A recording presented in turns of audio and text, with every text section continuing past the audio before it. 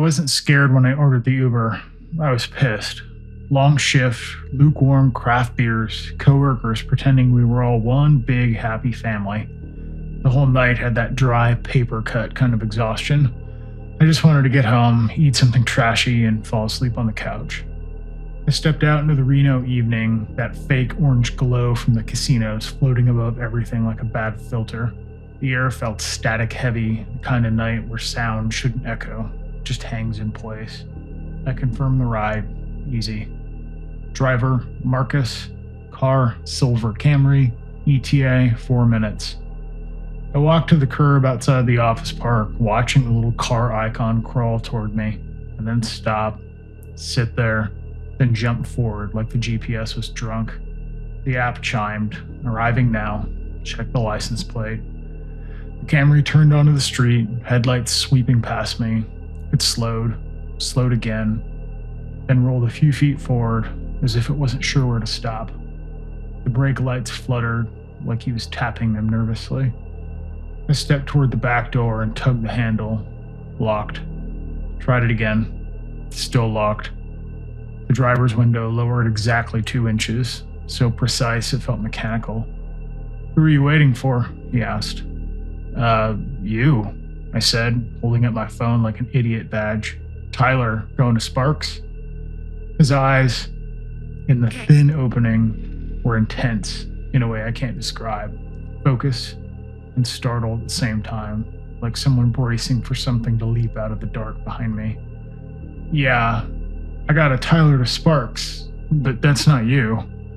A cold prickle threaded down my spine. "Yes, it is. Look at my picture." He glanced down at his phone. His face didn't change, but something in his posture tightened, as if he recognized me and hated that he did. "Say your name." "Tyler," I said. He shook his head once, slow, final.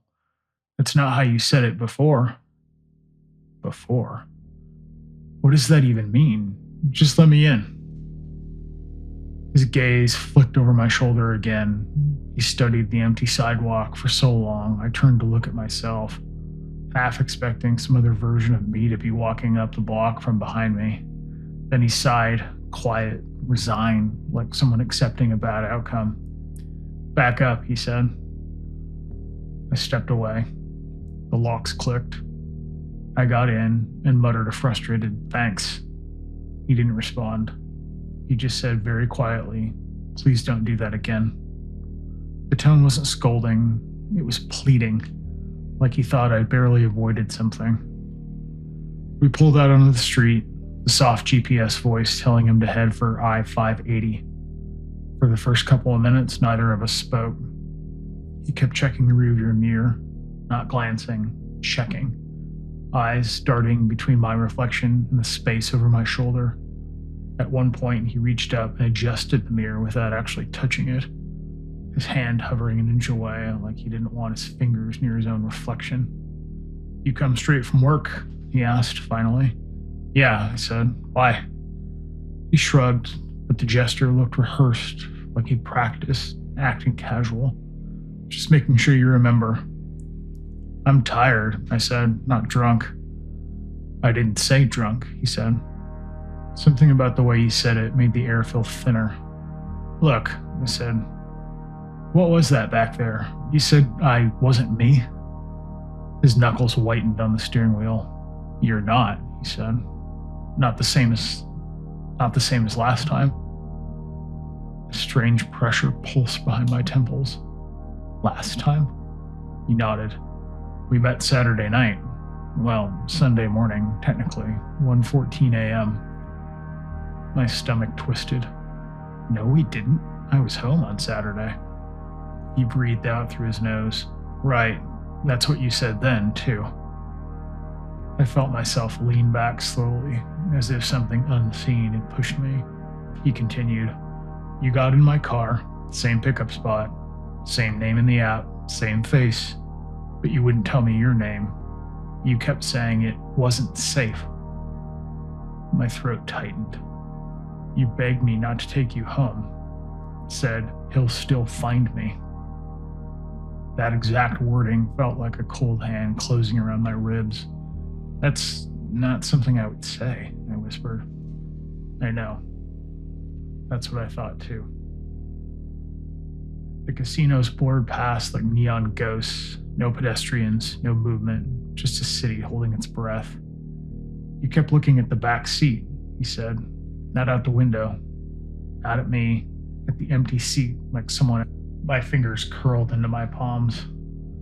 And when I got near the chevron by the freeway, he said, you told me to keep going. You said if I took you all the way home, he'd still see you. I stared at the dash. A subtle vibration ran through the seat, almost too faint to notice, like the car was driving through air that didn't want to be parted.